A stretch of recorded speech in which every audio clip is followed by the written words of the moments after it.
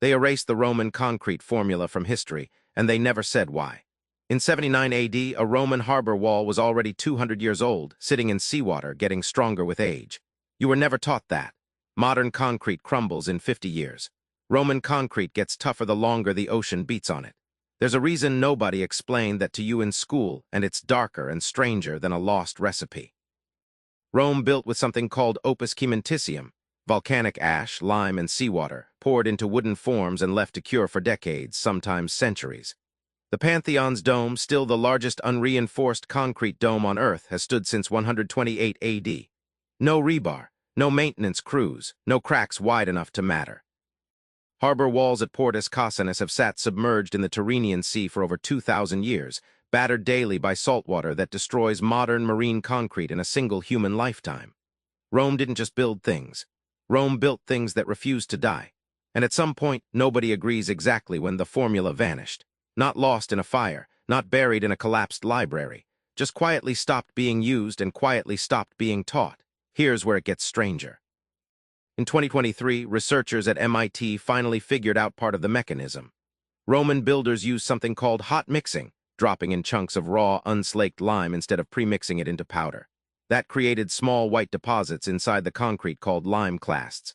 For 2,000 years, historians assumed those clasts were sloppy workmanship, a mistake, something Roman engineers should have caught. They weren't a mistake. They were a self-healing mechanism. When a crack forms, water seeps in, hits a lime clast, and triggers a chemical reaction that literally fills the crack back in. The concrete repairs itself. Rome built a material that heals its own wounds, and for 2,000 years the people studying it called that a flaw. And that's not even the strangest part. Add seawater to the mix and Roman concrete gets stronger over decades. The volcanic ash reacts with salt water to grow interlocking mineral crystals inside the structure, actually reinforcing it from within. Modern seawater is concrete's worst enemy, corrodes rebar, eats through in years. Rome engineered a material that used the ocean as fuel, and this wasn't some accidental fluke from one lucky batch. It was documented, written down. A Roman architect named Vitruvius laid out ratios, ingredients, and mixing methods in a text called De Architectura, sometime around 30 BC. The formula wasn't hidden in Rome. It survived in libraries and copies for centuries after the empire fell. But here's what doesn't add up. If the formula survived, if scholars had access to Vitruvius for well over 1,000 years, why did nobody rebuild with it? Why did European builders, staring at ruins that had outlasted their own churches by a millennium, choose to build worse? The answer sits in 1824 in Leeds, England, with a bricklayer named Joseph Aspdin. He patented something he called Portland cement, the direct ancestor of nearly every concrete poured on Earth today. It was cheap, it was fast, and it was weak compared to Rome's seawater concrete in ways the industry never advertised. Portland cement structures need patching, replacing, and rebuilding on a cycle, sometimes as short as 20 or 30 years. That's not a design failure. That's a business model. A material that lasts 2,000 years, heals itself, and gets stronger with exposure to water generates exactly one sale.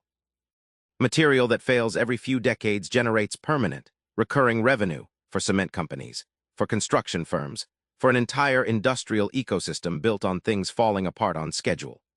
Vitruvius's ratios sat in plain sight the entire time the modern cement industry was formed around him. And the people building that industry had every reason in the world not to look too closely at a Roman harbor wall that was still standing. So think about what that means for the rest of what you've been told was lost to history. How many other technologies weren't lost, just inconvenient? How many primitive, ancient methods actually outperformed what replaced them and got quietly written off as backward instead of superior because superior didn't turn a profit? The story you were given is that Rome fell and took its secrets with it. The truth is closer to this. The secrets never left.